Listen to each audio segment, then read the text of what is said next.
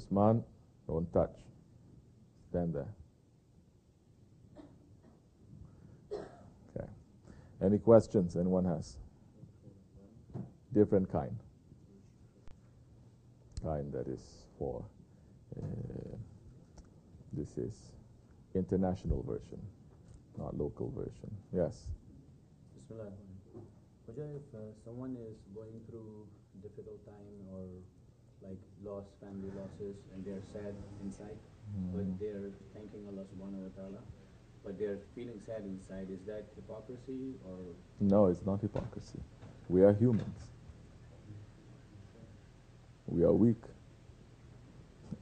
We are not other ones who say, no, no, no. The best way for a human to be is to completely not feel anything, not think anything, to be nothing. It is not that. You understand? Because look to see now. You go through certain things. Say a family loss. Someone in your family has passed away. And are you supposed to not feel anything? You feel that it's okay to feel sad? You have to feel sad. It is very understandable. It is very normal. You know, you have faith to say, Inna lillahi wa inna ilayhi raji'un. But there is still that human part of you that is losing something that you love. You understand?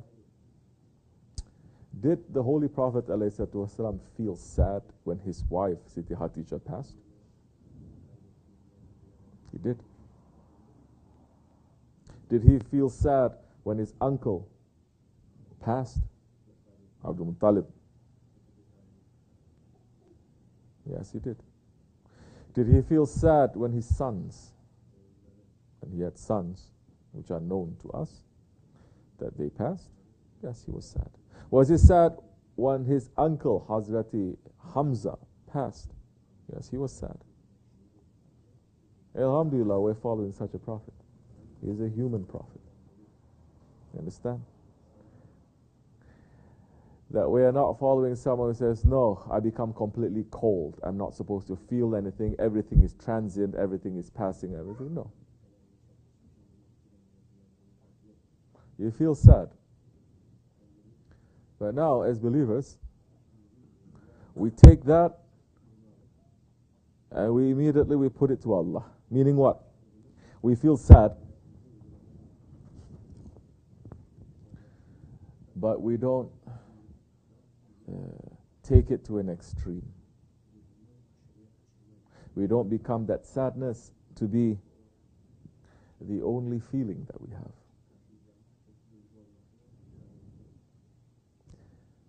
We are sad. We don't take it to extreme. Which is why mourning in Islam, it is forbidden. Mourning as in what? You're crying and you're wailing, you're crying, you cry. And there are traditions in almost every religion that you have to have that. It doesn't mean that the Muslim doesn't feel sad, that there is no mourning period. There is a mourning period. What is it that we are doing? 3 days, 7 days, 40 days, isn't it? Then 70 days. These are mourning periods. What does that mean, mourning period for us? We mourn, meaning what? We think about the death. And we think about Allah. We think about our death. And we think about Judgment Day. So the loss is not just something that is in front of you and you say, why is this happening? I don't have that which I love anymore and I feel sad. No. You take it and you connect it to something which is much bigger than you or that person, into something that is real. So there is a mourning period. But that mourning period doesn't mean now that you're going to cry non-stop. You're going to go crazy. That there are so many other ways, other traditions. It becomes a ritual.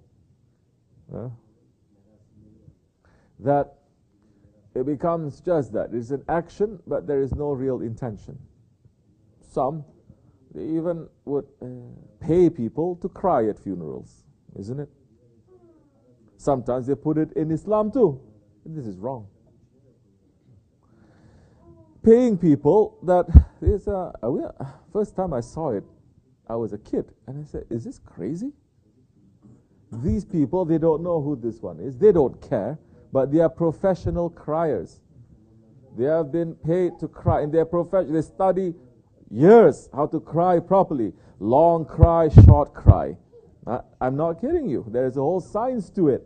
And I would say nobody thinks that this is weird. You know, they wear different clothes, and so this is all about show, to make a show. So now we are sad, but we cannot make a show.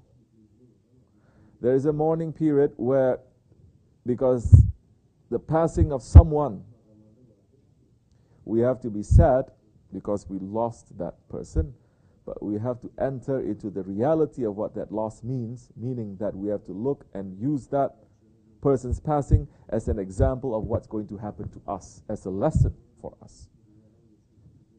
Meaning we have to look at that death as a reality, as the ultimate reality that is going to happen to you, whether you're a believer or unbeliever. Death is going to happen to you. That is a reality, so prepare for it. Prepare for that threshold. Death is just a threshold. You're going to pass through it into the real world. That's what Hazrat Ali is saying from the Holy Prophet ﷺ. Man, he is sleeping. When he dies, he will wake up. So now we are all sleeping. So we're going to wake up. So when a person in front of us is going through that,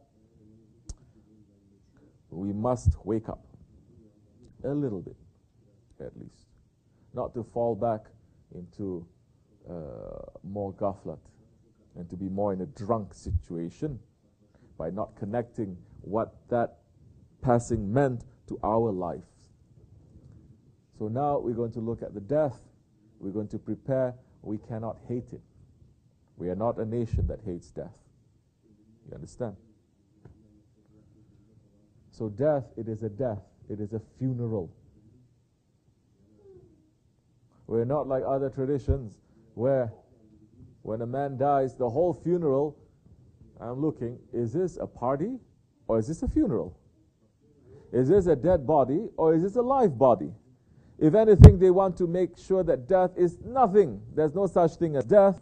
It's just a continuation of the life that they want to have in this world, but better.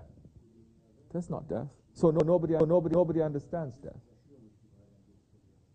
Nobody understands death. So you haven't come a long way since the time of Firaun. Firaun, they are buried with all their things that they want, isn't it? They say they are even buried with their slaves, with their gold, with everything, saying that next life is going to continue just like this. It is not. The next world is completely different. It is like the baby that is in the mother's womb, rahim, not womb, in the mother's womb, in the rahim of the mother, and is going to enter into a new world and say that somebody is saying to him, you know, you're going to pass through the next world and you're not going to have water around you, you're going to have air. They say, what? No. I don't like that. My life after this will continue the way that I want it.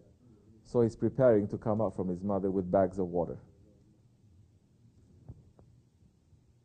We're going to enter into another world that is completely different from this world. And are we preparing for that? Those who hate death, who makes the funerals of their loved ones, that it is anything but death. They're just sleeping. They look so peaceful. They are sleeping. Meanwhile, they're putting poisons into they're draining the blood, they're pumping poison, they're cutting the tendons here and there to make a person to smile, they're putting makeup, they're cutting. It's a whole show. It's a whole industry. There's nothing for show. And it's not showing death. It's not making a person to wake up. It's making a person to hate death, to run away from death. That when death is mentioned, in so many religions, when death is mentioned, they say, God forbid. What do you mean, God forbid? He made it halal. He didn't make it haram. Everyone, not only halal, it is obligation. It's not only halal, it is wajib. It is farz for everyone to die. that one of the reasons why Hazrat Isa alayhi salam is going to return to this world is to taste death. Every nafs must taste death. That's why the Sufis, people in Tasawwuf, we want to die before we die. To make our nafs to die before we have to go through the death. So we are not a nation that hates death. We are a nation that is loving the real world, not this fake world. And death, it is a doorway to that. While we are in this fake world, we obey Allah, we obey His Prophet, we obey His Messenger, the rightly guided leaders, and we do good to each other. We uphold the laws and the justice to make this world to become a just world for people to live, not to run after this world also. So, yes, it is natural to feel sadness, but we don't make that sadness into an idol that we start worshipping. In that way, everything will come to a balance, to a full circle, inshallah rahman. This much is enough. Amin Allahu tawfiq al-Fatiha.